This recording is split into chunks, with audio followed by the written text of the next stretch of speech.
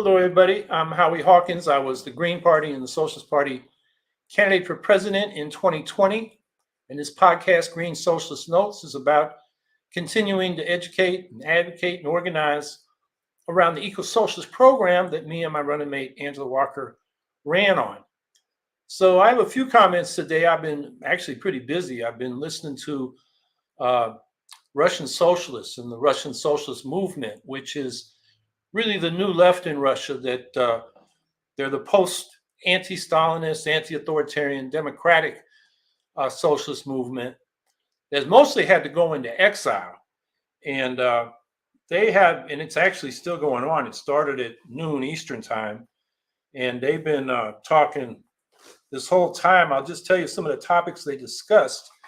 There's a YouTube link. I don't want you to go there now, but I think you'll be able to watch it from the start. And so they had a speaker, a young Russian woman in the feminist resistance to the war, basically talking about how, the feminists oppose the patriarchal violence of war, of course, but they also support the right of self-defense for the Ukrainians, in solidarity with Ukrainian feminists who said the same thing. She also talked a lot about how the political economy of care, of social reproduction that women have to play such a big role in, is being women are being put in an even more difficult situation by the mobilization, the militarism of the war. And that's an issue that they are trying to raise. But of course, it's very difficult in Russia given the political repression. And then there was a guy that is a Russian economist. He runs openleft.ru, which is a forum for the Russian left, about how the 500,000 at least Russian refugees, particularly after this mobilization, can organize politically. And he's basically saying the socialist left, socialist Russians, could play a big role in getting those people politically organized to talk about, what should come next after this imperialist war, and how they've got to rebuild organizations that were shut down by the Putin government, like Memorial and others, the human rights organizations. And then a guy named Ilya Buratskis, who is also a leader in the Russian socialist movement, reviewed the zigzags of the Russian justifications for the invasions, and talked about how Russian universities now have a mandatory course they're introducing on ideology, basically Putinism, to justify the imperialist ambitions that Putin has been articulating. And then he talked about, what's the real world view of Putinism? And he said it's a combination of conspiracism, all kinds of conspiracy theories, and basically what it's come down to recently is how the West is conspiring to destroy Russia, although that's an old conspiracy going back to Soviet times. There's historical revisionism and a lot of nostalgia for the Romanovs and the Russian Empire of the Tsars, and then imperial Stalinism, which, was a different form of that same empire. How the Russians have their own realist school of international relations. That's in this country, people like Kissinger, who believe that, what ordinary people want is irrelevant. What counts is power. And so the way you engage in international relations is how far your power can push. And then, he went more into how these conspiracy theories, they aren't bubbling up from the bottom. They're promulgated by state elites, particularly in the Russian military. They seem to be very infiltrated with these conspiracy theories. One of them is that climate change is a hoax. Putin used to say that the last few years since that last global climate summit. He's kind of toned down that rhetoric, but he sounds a lot like Trump. And then there's another theory about how the Western elites want to exterminate masses of people, and then the golden billion, as they call it, will survive. All this stuff really circulates in Russia to justify their invasion of Ukraine. And then another guy named Maxim Olukov has analyzed, the social media and the state media And he talked about the shift from the justification of denazification to now de-Satanization. In other words, if you've listened to Putin's recent speeches, he's talking about Satanism in the West, the homosexual agenda, the transsexual agenda, the breakup of the family and traditional values that the Russian Orthodox Church upholds. And a lot of this is the same kind of thing you get from the far right in the West. And there was actually a leak of focus groups that state media did to see how their media was resonating with the people. And they found out that the denazification justification, people didn't get it. They didn't really believe it because a lot of people have, relatives or family in Ukraine, and they know they aren't Nazis. What has worked more effectively is that the assertion that NATO expansion is trying to destroy Russia, so it's self-defense. They found that's a better rationalization as far as the Russian public is concerned. And then another session or another presentation by an indigenous woman from Siberia, Anna Gamboeva, talked about indigenous peoples' anti-colonial and anti-war activity in Russia, which is, very high stakes. They've been disproportionately drafted to go fight in Ukraine. We're talking about 150 different indigenous peoples in the Russian Empire. And she talked about the history, in the Tsarist era, it was like the U.S. pushing Indians into reservations and taking their land. And then there was a brief period right after the Russian Revolution. Lenin talked about the right of peoples to self-determination, where they were trying to figure out how to have an equality between the nations within the USSR. But then Stalin came in and he said, there is no colonization because we're socialist and there's no colonies under socialism. And they suppressed, the indigenous peoples, and Russification, forcing people to adopt the Russian language and culture and so forth became the thing, but the indigenous people didn't go away. And so those were some of the things that I was listening to. And I guess it went into the chat that what that link was. There was a YouTube link. Yeah, that should be good even afterwards. And then I'll put a couple links in there, or we'll have put in a couple links in there to the website and the Facebook of the Russian Socialist Movement. And that's where you can find their statements and commentary. Although I have to say, particularly the website has been slow because particularly really right after February 24th when the invasion started, these people were targeted. They are left-wing opposition to Putin, and they mostly have fled the country. The rest of them are underground in Russia. So I think, socialism is an international movement where eco-socialism has to be an international program. And we should know what the people in Russia, in Ukraine, on the left, and in other countries, countries now struggling, Haiti, Iran, we should be in touch with them and understand them. And there's a famous anti-colonial writer, Aimé Césaire, who he was a mentor to Frantz Fanon. Wretched of the Earth is Frantz Fanon's book. And Aimé Césaire wrote a discourse on colonialism that had a lot of influence in the anti-colonial movement in the mid-20th century. And at one point, he was part of the French Communist Party. He's from Martinique. And he wrote a resignation letter after the Russians suppressed the Hungarian workers' revolt in 1956 with tanks and so forth. And he said, I'm resigning because of that, but also because the communist movement in the West and in Russia, they can't see us, meaning the colonized. They subordinate the anti-colonial, anti-racist struggle to the class struggle of workers and employers, in his case, France. And I think we're having the same thing here, because a lot of people on the left who think they're on the left, they don't consult with the Russian left or the Ukrainian left. And because they don't see them. They're in this geopolitical analysis that makes people disappear, the real working classes. So I think it's important that we try to follow and educate ourselves about what's going on with the left in countries other than our own. Because if we're going to beat global capitalism, we got to have a global eco-socialist movement. And the only other thing I'll say before we get to questions and answers is, I talked about this last week. The Democrats are aping the GOP on all the issues the GOP is winning in this election on them.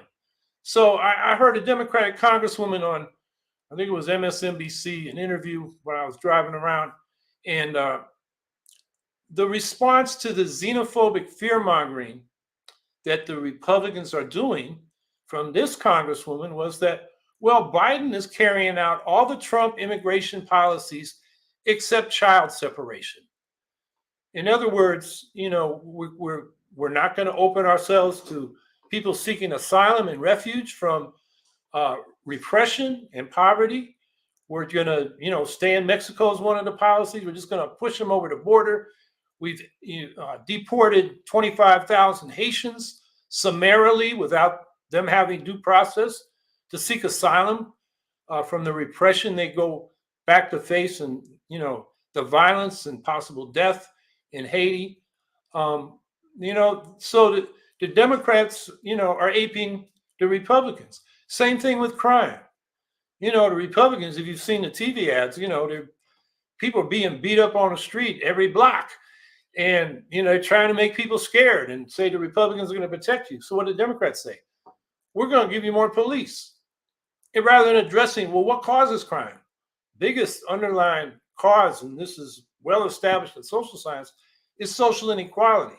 It's not even absolute poverty. It's the inequality when it gets extreme, like it is in the United States and been growing for 50 years. A lot of people feel no allegiance or any sense that they owe society and their fellow citizens anything. So they'll go out and take what they want. And that is a generator of crime. So why don't we deal with social inequality and the root causes of crime? Instead, more police who can, catch criminals after the fact, really can't stop, crime while it's happening, unless they just happen to be there. And I think I've told this story here. We had 2 people murdered in our sort of, bar district in front of 2 cops who were 15 feet away.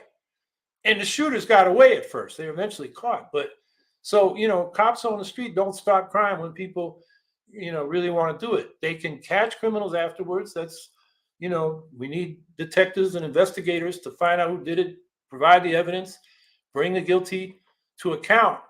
But more police are not going to reduce crime. In fact, you got the other side, which is police crime. And that has continued unabated. So, I'm just use a New York example.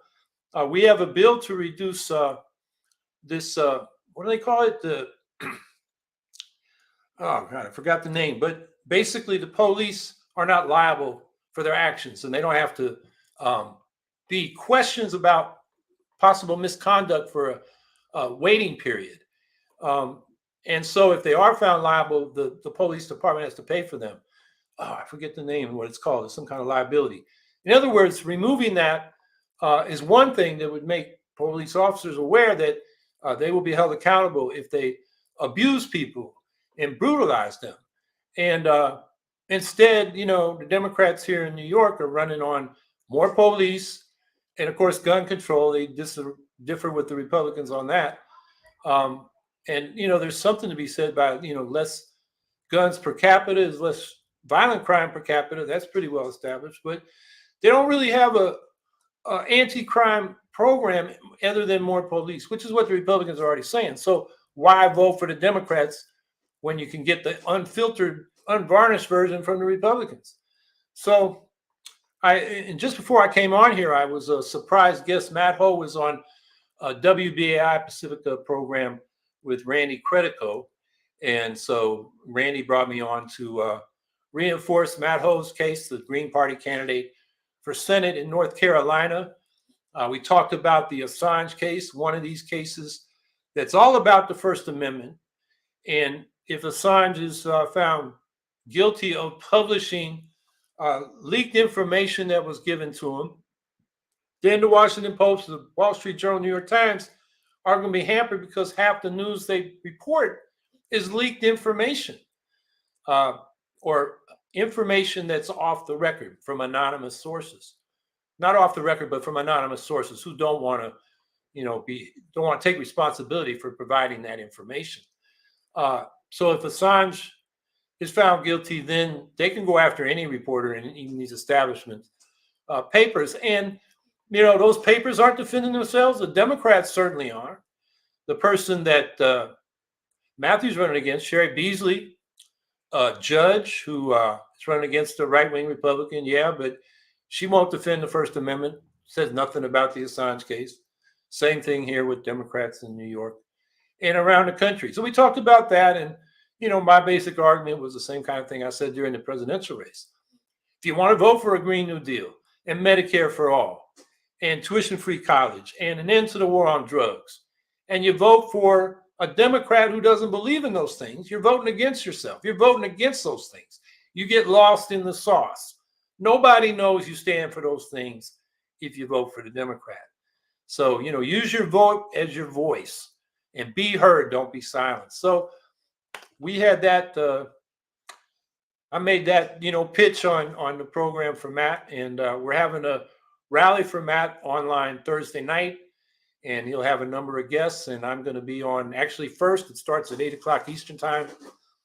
I'm going to be on first because I've got an online meeting with DSA chapters around New York State, which is interesting because they have not been too interested in the Greens, but the Democrat for governor, Kathy Howe, is a extreme corporate centrist, pay-to-play, corrupt, has not advanced any of the progressive legislation that progressive Democrats have offered, and some of which has passed. She won't sign bills like a moratorium on some of the crypto mining, which is an environmental disaster, and some other bills sitting on her desk. And so that's an interesting discussion. So I'm going to be on early on that and then go to that DSA discussion. So I can tell you, we're fighting here for the write-in vote in New York. We got the message out. Early voting started here today in New York. It'll go from today until the Sunday before the election. No voting on Monday, and then you can go to your polling place if you didn't vote early on Tuesday, November 8th. And so we're telling people, those of you in New York, go down your ballot in the gubernatorial column to the bottom, and there's a box there for write-ins, and write in Howie Hawkins and Gloria Matera, my running mate, Mattera, Gloria Matera, and it's your voice. Use it. So I'll stop there and look for your questions and answers, or questions and comments. What do you think of Elon Musk's acquisition of Twitter? The guy has too much money, too much power. He's turning it privates into his own personal fiefdom. And this is like a public utility. It's like the telephone lines because so many people use it. So I think it's not a good thing. And I do know that I saw a news report this morning that, all the racists and misogynists and anti-Semites came out of their holes to use Twitter, to put all this vile hate speech out there just because they could. And Elon Musk kind of invited them to by saying it's going to be a quote unquote free speech zone. And he fired the top leadership. One report I heard said he doesn't have enough staff to run the thing because he's fired so many of them. We'll see, but I don't think it's a good thing. Not that Twitter was a great company, but I think this is from the frying pan into the fire.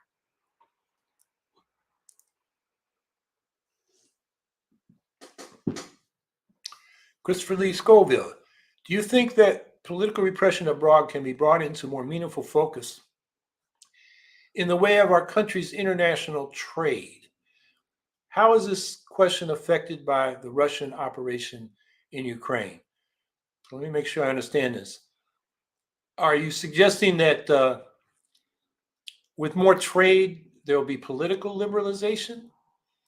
Um, that's what Germany in particular hoped with Putin's Russia, and it didn't turn out that way. So that trade doesn't necessarily lead to liberalization on the repressive side of the trade. You can have trade between two repressive governments. So, on the other hand, the cultural exchange that comes with trade can lead to liberalization. So, I don't think it's a fixed relationship, but to rely on trade to help countries liberalize uh, is not a good strategy or not an effective strategy, or it's not enough.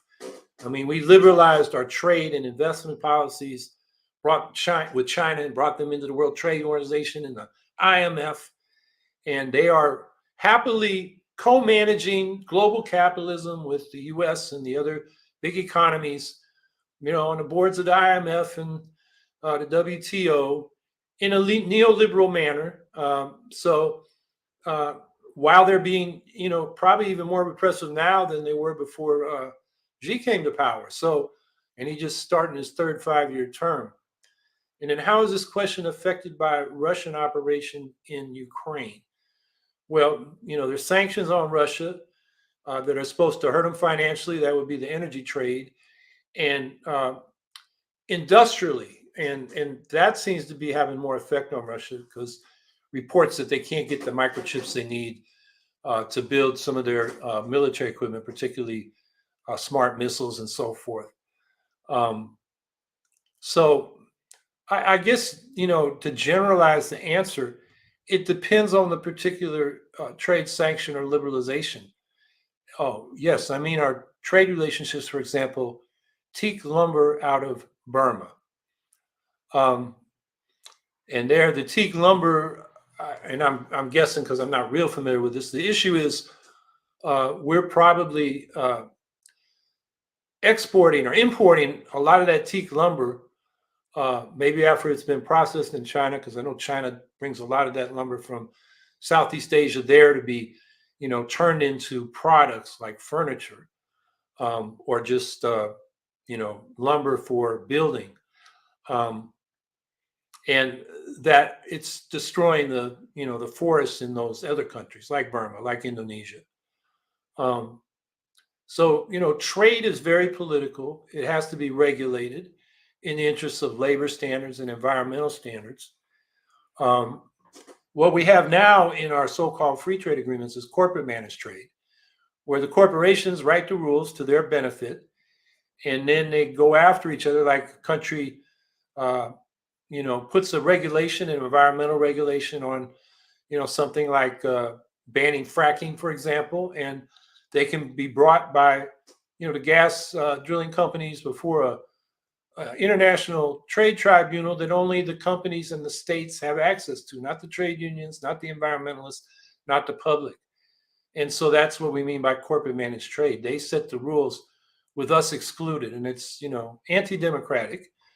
Um, so we need to have trade relationships that are transparent and where the public can intervene in terms of the standards and rules that are followed. And so it's an important issue. We were really focused on it there for a minute in the late '90s, leading up to 2000, in the battle in Seattle, which I was at, and that was kind of the wave upon which Ralph Nader ran his 2000 campaign. Unfortunately, 9/11 basically shot that movement in the head. It dropped dead. The demonstrations around the world stopped, and people were confused as to how to react. They were, a lot of them, afraid to come out against U.S. policy at a time when it was, going to war in Afghanistan, and so a lot of that, dissipated. And then the focus on trade has not been focused on too much, except, actually Sanders and Trump both, talked about how NAFTA and WTO and China trade agreements hurt the working class here by exporting jobs. Um, but that was about the extent to which it went. It didn't go very deep or very nuanced. So uh, that's about what I can say about trade. It's opening or closing trade, tariffs or not, the rules, the standards. You have to look at each one in its own case, because sometimes there's not one rule, complete free trade, complete, high tariffs and, isolation. Neither is an answer. You also want to, in the trade uh, politics, build solidarity between particularly unions and labor movements across borders so that these trade agreements don't uh, maybe protect high standards in the West while allowing Western companies to exploit low standards in places like China or Vietnam or India. Because then it's playing one part of the working class off against the other. So, trade politics is something that, is it's complicated and it's detailed in the sense you got to look at each uh, policy on its own merits.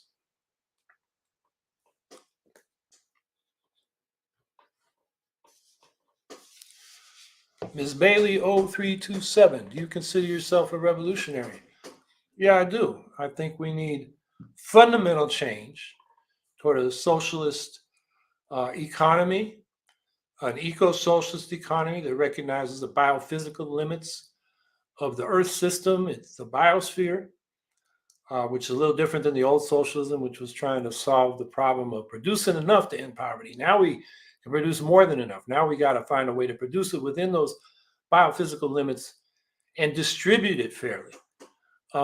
And I consider myself a revolutionary because I don't think these changes are going to come simply by electing reformers who then gradually uh, transform society in a sort of progression of reforms. Because at some point, the ruling class is going to put their foot down and get repressive.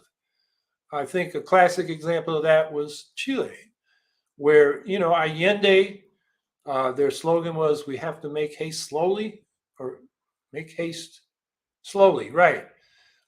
Because we must make haste slowly, because they wanted to move, but they didn't want to provoke the far right in the military.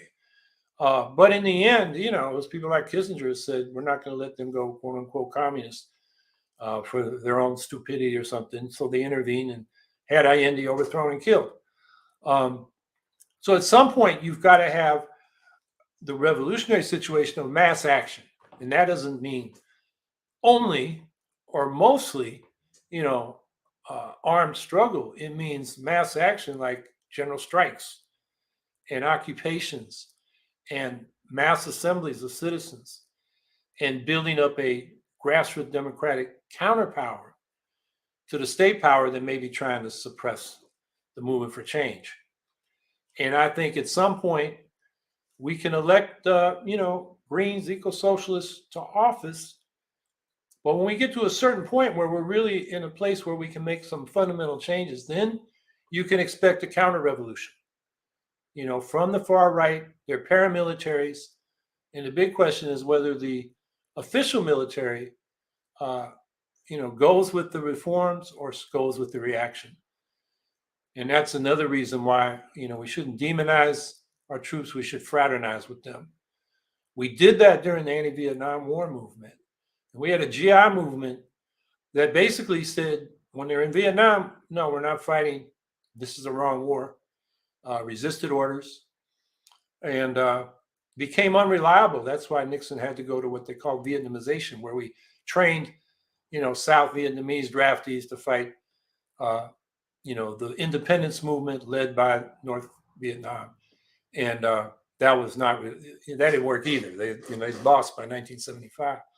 But the resistance within the military was key to that change. Without that, Nixon and Kissinger wouldn't have had no qualms about sending another, 50,000 Americans to their deaths and another 2 or 3 million Southeast Asians to their deaths just to continue the war. But they realized they couldn't because they didn't have an army that would fight.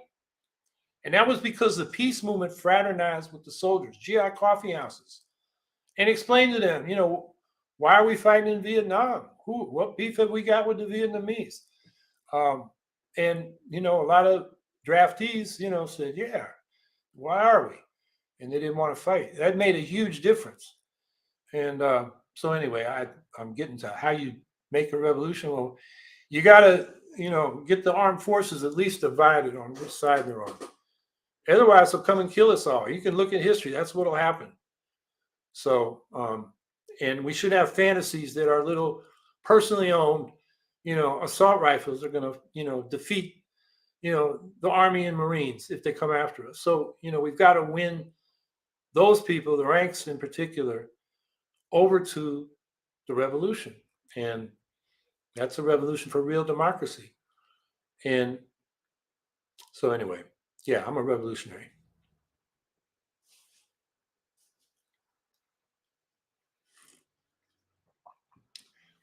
Welcome to the Now. I'm new to voting green. What is your take on guns? I do support law-abiding citizens to have guns as an owner and carrier myself. The bad guys will have access to them and illegally attain them. Yeah, I think we should have reasonable gun regulations like we do for operating a motor vehicle. And we can, quibble over the details, but I think that's a general principle. And I agree, law-abiding citizens should have guns. I would like to see us stop selling assault rifles. I had one when I was in the Marine Corps. It is not what you need for self-defense or hunting or sport shooting. It's something that should not be on the streets because it kills too many people too fast when somebody with, bad intentions has it. So, I'm for reasonable gun regulation and also the right of people to have arms if they are law abiding. And then this gun issue comes up around the crime issue. And what I would say there is what I think I said at the opening here. Yeah, talking about, the Democrats' response to the crime issue is gun regulation. We got to get at the underlying causes of crime, which is social inequality. As I said, the social science is real clear on that. The more inequality is, the more crime there is. The less there is, the less there is, because people have more sense of social solidarity and crime becomes less imaginable for more people. We also have, cultural issues, a culture of militarism and machismo or misogyny and racism. All those feed into violent crime and property crime. So we've got to address those things too. It's more than just guns. Guns, everybody focus on guns, and that's only part of the crime issue. And that's something the left should be bringing up because the Democrats sure are not. Let me add also, the right, the paramilitary wing of the Republican Party is armed to the teeth. And a lot of them are itching to use their weapons against people like us. So it would be stupid for us to say, well, no arms. Because, if the state tried to take the arms from the right, it would cause all kinds of problems and fights and violence. But if we don't have arms, then we're vulnerable. And I go back to the civil rights movement, which was in its public actions nonviolent. But when the Southern Christian Leadership Conference or the NACP or the Student Nonviolent Coordinating Committee or any of those civil rights groups met, they usually had armed guards outside the meeting because the Klan otherwise would come in and bust it up and maybe kill some people. Just having those armed guards deterred the Klan from that kind of violence. You look at the Klan violence in that period is when they could snatch people isolated, on a road or somewhere, like they did to Goodman, Schwerner, and who was the other one? Cheney. So, the left should not be naive about the arms the right has and their proclivity to use them. And we're in a very dangerous period now because the right is really mobilizing. I mean, you've seen probably on TV the armed people with AK-47s and camo gear and masks and body armor patrolling drop-off ballot boxes in Mesa, Arizona, in the Phoenix area. That's intimidation. And, they're trying to mobilize a whole vigilante army in this election to intimidate voters, particularly the voters that are not going to vote for the Republicans. So it's serious out there. And, the idea that we can do without guns to defend ourselves is really putting us in a vulnerable position. On the other hand, I'm not saying we should, you know, uh, go to guerrilla warfare to take down the establishment. That would be suicidal and stupid.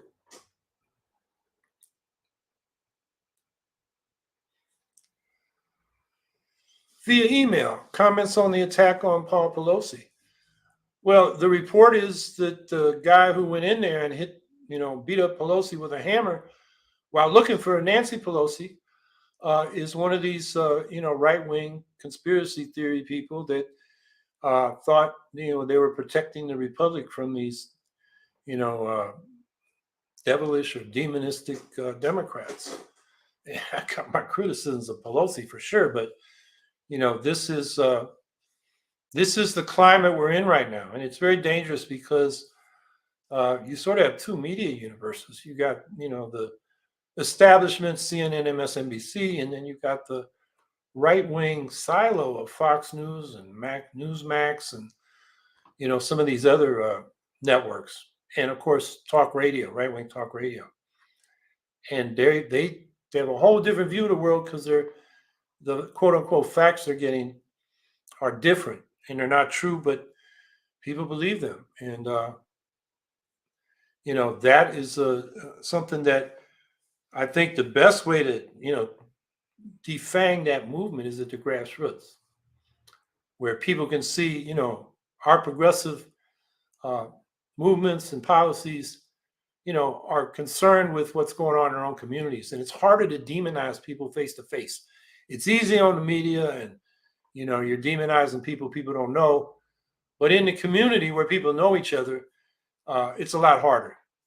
Um, so I think that's one place we need to focus on to, you know, uh, undermine the hold that the right has on about a third of the population is just really out there in cloud cuckoo land.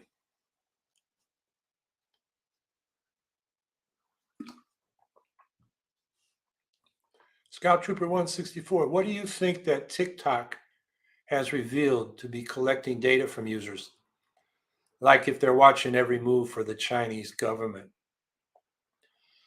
Um, I'm not familiar with the story, but I do assume everything I put on social media, I don't use TikTok very much. I guess I have a TikTok account that some of my supporters post things there occasionally.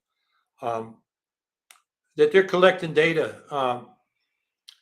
for all kinds of reasons, mainly to sell advertising. They get profiles on us, and then you probably notice when you open up a YouTube video, you get a commercial that's, about an election in, your district, or uh, a commercial about something that probably concerns, things that, you're a consumer for, because they collect this data and they run their algorithms and they, then target you because you fit a certain profile. Um, I think we need laws like they have in Europe where you can deny these companies from using your data for that purpose. I forget what they call it, but it's something like owning your own data, and we don't have those laws in this country, and we should. So um, we're not here talking so much about state surveillance like the Chinese government. We're talking about corporate surveillance in order basically to sell their ads. Um, that's what TikTok is interested in. But then what we don't know completely is, to what extent those media companies are turning over their information to the state. Edward Snowden revealed it was very extensive in terms of our phone calls. And, you read his book, it's the best book I read in 2019, Permanent Record. He talked about, and he wasn't actually working with the state, he was a contractor. He could get on a computer and look through, your camera, and he would watch people, do what they do as part of his, national security uh, duties. Uh, that's chilling. The right to privacy is fundamental to, our freedoms and our First Amendment rights. Um, so, I think it's something we got to watch. And in terms of policy, I think, this right to your own data and the corporation not having the right to it is something we've got to pursue. I understand there's some people in Congress working on this, but uh, it hasn't been a big issue. It has been in Western Europe, and apparently they have some pretty good laws protecting people from that kind of data collection. Ms. Bailey 0327, what is your reaction to the rise of anti-trans legislation? As a trans New Yorker, I am very serious. Yeah, it's what the right is pushing. It's kind of like demonizing one segment of people, and then, you know, it's like what that famous saying by that pastor in Germany. First they came after the communists. I said nothing, and they came after this group, and the homosexuals was another one, and then finally they came after me, and there was no one left to speak up. Yeah, this is something, whether you're concerned or interested in trans issues or trans people, you've got to stand up for their human rights, because it's all our rights. Human rights are everybody's rights, and they're no threat, as some on the right say, to women's rights. That's a trope that has been pretty effective and reached actually some people who consider themselves on the left. In New York, I know the Republicans probably have some legislation introduced. I don't think it has much chance of passing, although we got to keep our eye on it. But it is passing in other states. And the problem is it becomes normalized there.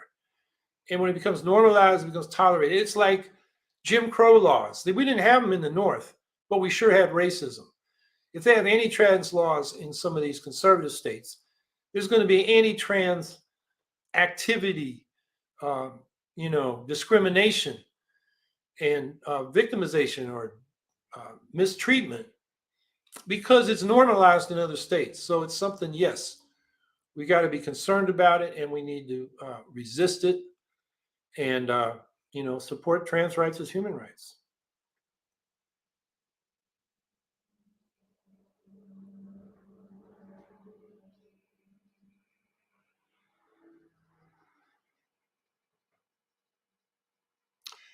Via email, thoughts on the release of Guantanamo's oldest prisoner, Saifullah Paracha, 75 years old.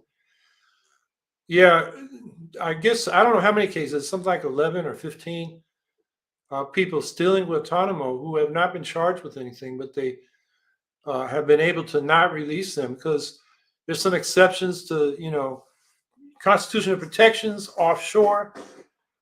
So I don't know this prisoner. I don't know, or I assume it's a him, or their story.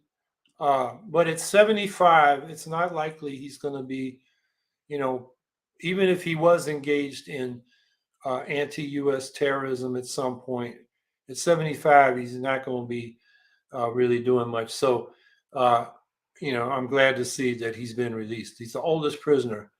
I guess that's in age, 75 years old. So, I think I'm glad to see him out.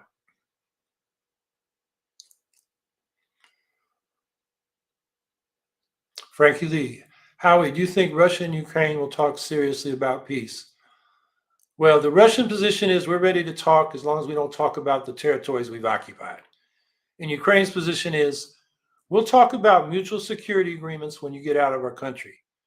So the basis for a peace agreement they're both satisfied with don't look very good. So they're fighting. I mean, that's just where we're at. Now, they are talking about other things. We have prisoner exchanges. We had the grain agreement, although there are reports Russia is maybe backing out of that. That would be a problem. And then, Russia and Ukraine have to decide when they're going to talk. There is a push, by peace groups for the U.S. to talk. And I think some of them just want the U.S. to go over the heads of the Ukrainians and hammer out a peace deal, a kind of land for peace deal where the Ukrainians are told, you got to give up your territory in the interest of peace. And to me, that's like telling the Palestinians, you got to give up the territories on the West Bank to Israel in the interest of peace. And that's not a just resolution. But we should be going to Russia with disarmament initiatives. I mean, Putin is saber rattling the nuclear thing, and he's doing this thing he often does as well. The West did these bad things, and therefore we can do them too, including maybe using nuclear weapons. That he implied in his speech when he annexed or claimed to have annexed these territories that his forces don't actually completely control. So we should be going to Russia saying, hey, it was wrong for the U.S. to unilaterally withdraw from the Anti-Ballistic Missile Treaty, and then the Intermediate Range Nuclear Forces Treaty, and then the Open Skies Treaty.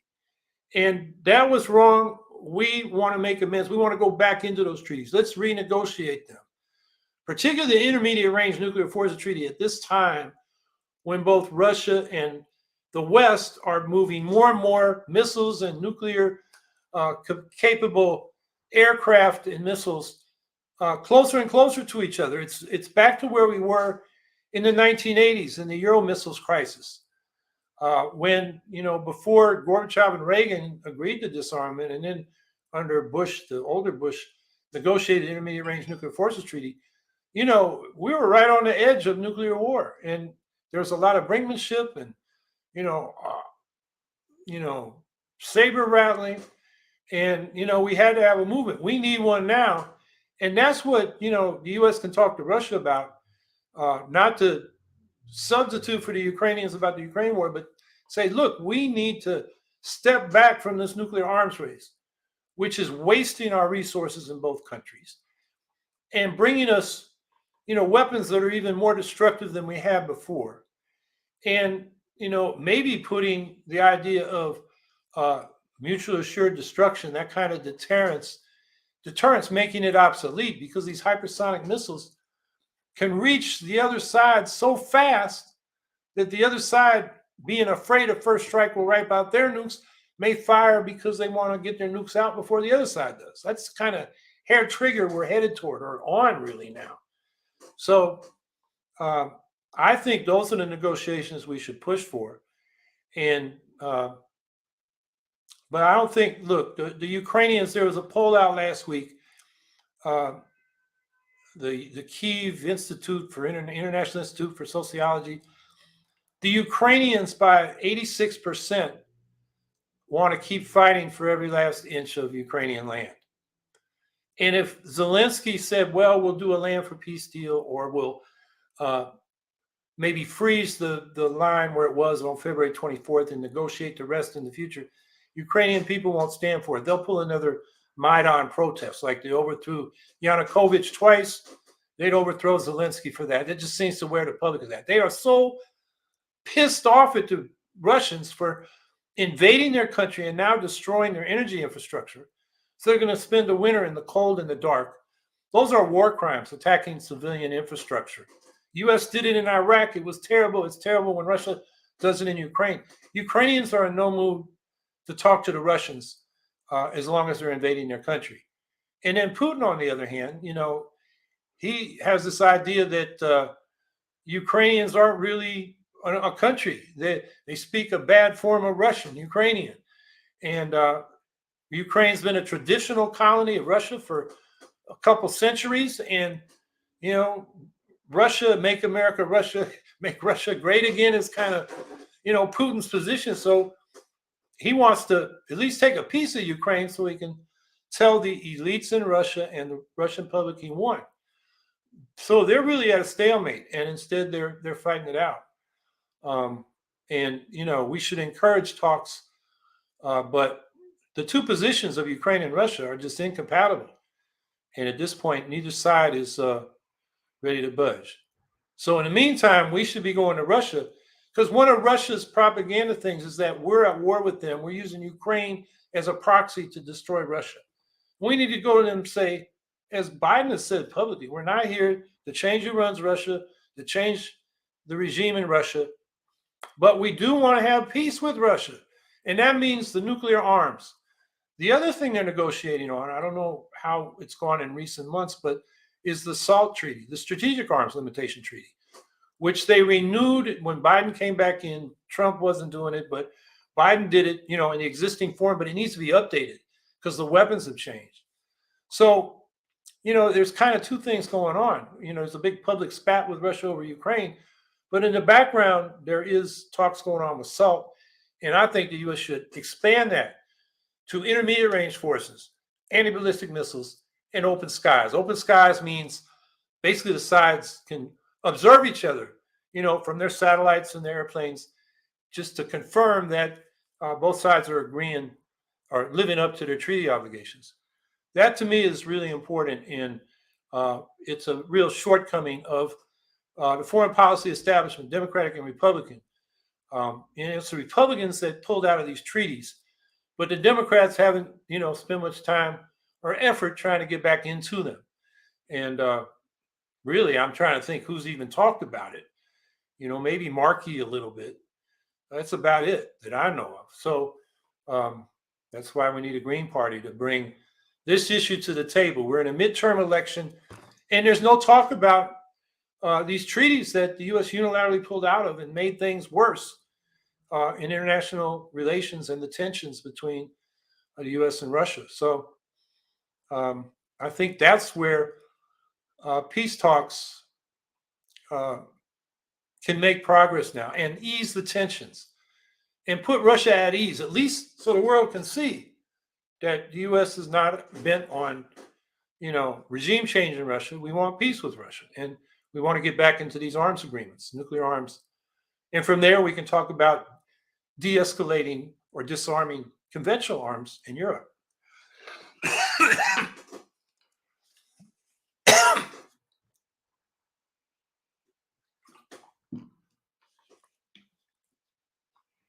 Scout Trooper, Howie, or what are your views of remote work? I think it's great for those who can do it. I think, it gives you more flexibility. You don't have your boss looking over your shoulder. Although I don't know, on these computer applications, they maybe can, but it means less, energy wasted commuting. That's all good. Now, a lot of people can't work remotely. The job I had unloading trucks at UPS, I couldn't do that remotely. I had to be there with my own hands, moving those packages and heavy boxes onto the conveyor belt from the truck. So I think, where it can be done, it's great.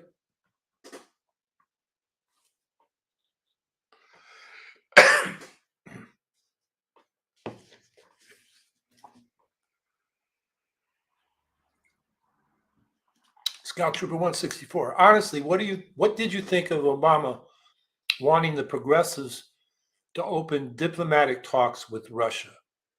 Shouldn't they instead be asking Ukraine and Russia to handle it? Yeah, Obama is a realist, like Kissinger. If you go back and see what he said when the Russians took over Crimea and had those little coup d'etats in Luhansk and Donetsk, he said, we're not going to send the Ukrainians offensive weapons. We're going to send them night goggles and body armor and helmets because that's Russia's sphere of influence, which is an imperialist concept. It's like the U.S., the Monroe Doctrine, we get our sphere of influence is South America. We get to do what we want there. Russia gets to do what it wants with Ukraine. That's Obama's mentality. And he made it clear, when that stuff happened in 2014. I think another factor back then was he wanted to close the Iran nuclear deal and didn't want to piss off Russia. So he just kind of let them take a piece of Ukraine without giving the Ukrainians the ability to fight back. And at that time, the Ukrainians really didn't have a military. They were, the famous, infamous Azov Battalion was a volunteer group. Initially, they had just volunteer militias fighting back against the Russian invasion. And Obama didn't want to help them. So I think he has the same mentality now. And Kissinger has proposed this. We got to tell the Ukrainians, give up some land in the interest of peace, because otherwise, Putin might go nuclear, and then that would not be good for anybody.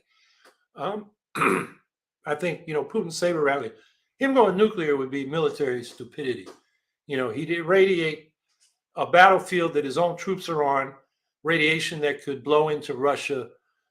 And whatever land he conquered would be irradiated. I mean, it just makes no damn sense. So I think that's something that we don't need to worry about.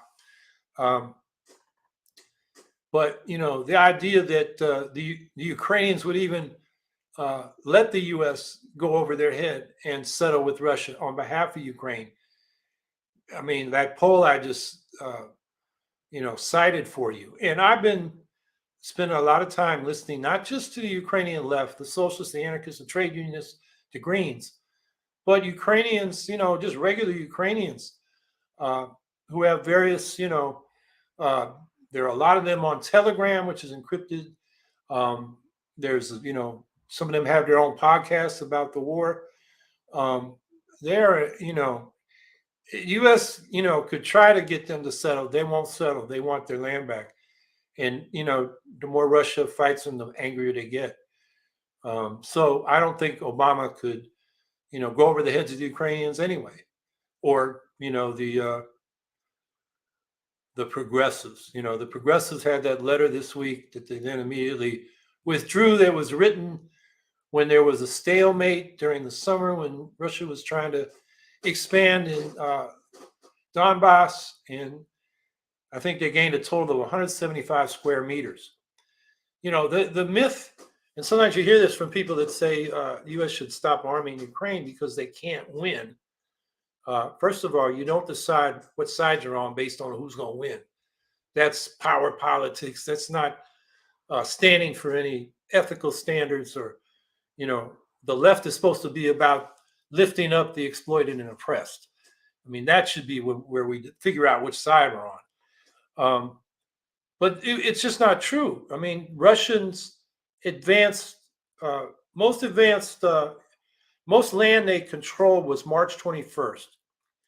And by the beginning of the summer, they had lost 21,000 square miles, around Kyiv and and the northern part where that invasion, was, pretty much a disaster. Then over the summer, they had an offensive in the Donbass region, and they got back 100. The Russians got back 175 square miles. And then in September, in both Kharkiv in the northeast and Kherson in the south, the Ukrainians have taken back another 10,000 or so, between 5 and 10,000 square miles. Almost all of Kharkiv, and a big chunk of Kherson on the west side of the Dnipro River. So, the Ukrainians have been advancing. The Russians are in a defensive position right now.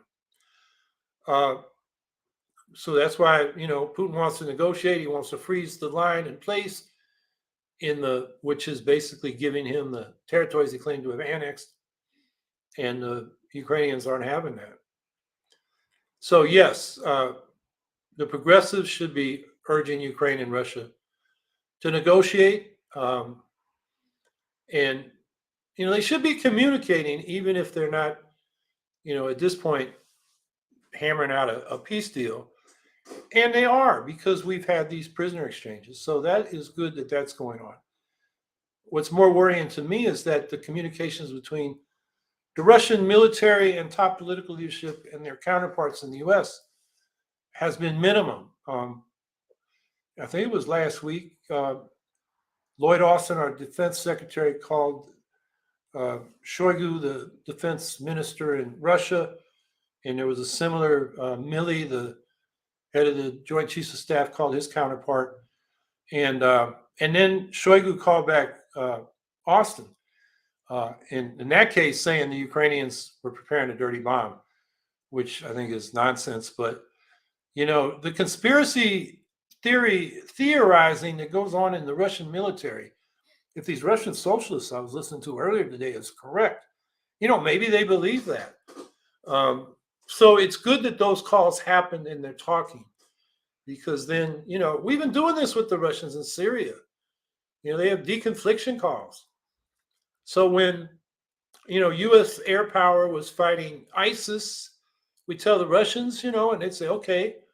And when the Russians were, fighting the Salafis, the fundamentalists in the western part of Syria, they'd let the U.S. know what they were doing. And So, they didn't want to get in a fight with each other. So, that's already been going on at different levels. And the more of that, the better. So there aren't mistakes and miscalculations and misunderstandings that lead to a wider war. So that's a long answer, but Obama's a realist. He doesn't care about, the national liberation of anybody. He cares about who has the power and, how far we can extend our power and where we need to let the Russians extend power in their quote unquote sphere of influence. Let the people in these various spheres of influence who are colonized by imperial powers, that doesn't matter in the way Obama looks at the world. And Obama, is like most of the political leadership in this country. You know, there's a lot of rhetoric about, supporting the Ukrainian people, and but when push comes to shove, we'll see, because I don't know how long uh, Western military aid to Ukraine can be counted on. The right wing is making a big deal of it. There are ads out there that are just, horrific.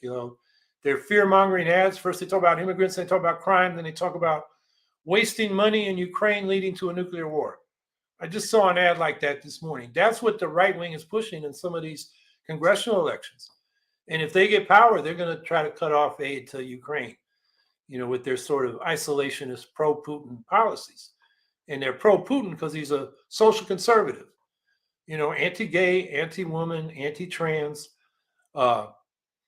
basically socially conservative Russian Orthodox Church kind of stuff, which the, Christian right in this country loves. And, that's his appeal. He's trying to make to the global South. He's fighting off the homosexual, transsexual, quote unquote, satanistic agenda of the West. And he's trying to appeal to right wing forces in Europe and the global South on that basis. So anyway, I'm off the track of Obama, but I'm just saying that Obama's not the only one that really doesn't care about oppressed peoples in other parts of the world. It's just power politics at the state level. And we should be in solidarity with peoples, not states, and with the exploited and oppressed. Via email, thoughts? It disappeared. Is it coming back? Wow, it's already an hour. So maybe it got pulled because our time is up. Well, listen, I guess our time is up. Thanks for being here. Next week, we'll have Robin Harris. I know some of you brought her up last time. She's running for the state assembly in Florida as a Green from the Jacksonville area. And we're going to talk about the election and her campaign and, what it means, what we should be doing with this ballot we're getting right now. I guess the last thing I'll say is, unfortunately, I usually write in a candidate for the House of Representatives when the Greens don't have somebody running. And it's actually the last candidate we ran who got 8% back in 2012. But this year, given how extremely anti-democratic the Republicans have become, I'm going to have to, because I have no other alternative other than a write-in. And the race is close. The Republicans actually, hey, I'm a write-in this damn Democrat, Francis Cannoli, whose only campaign message is, I'm an Iraq veteran, I'm a naval commander in the reserves, I'm pro-choice, and what was the other thing he just said? For more police to deal with the crime issue. Because he doesn't have a real message, he's getting his ass kicked. But I feel the Republican who is a, Trump, he's a Trumpy. I don't know what he personally believes, because he was a tech guy who made his money providing technology to the Chinese surveillance state. The guy doesn't care about democracy or civil liberties. And that's what I'm worried about. So I'm going to have to vote for the Democrat in the congressional race. I think we're all going to face these choices in the election. I'm saying this now because, most states have early voting by now. So you're looking at your ballots. And if you're in New York, write in Howie Hawkins and Gloria Matera for governor, lieutenant governor. You do that by going down the governor's column to the bottom of the ballot. There's a write-in. You got to put all the lettering within that box for it to count. We'd appreciate your vote. Your vote is your voice. Vote for a Green New Deal, an economic bill of rights, a multi-party democracy, and don't settle for what the Democrats and Republicans are offering here in New York in the governor's race. And I see in the chat, we got a rally for Matt Ho. I'll be there. Jill Stein will be there. Others will be there on Thursday night. And I will be early in that because I have this DSA conversation starting right after that. So it's election week and a lot happening. So be sure to vote. That's your voice. It's just one thing, but it's an important thing. And we'll see you next week.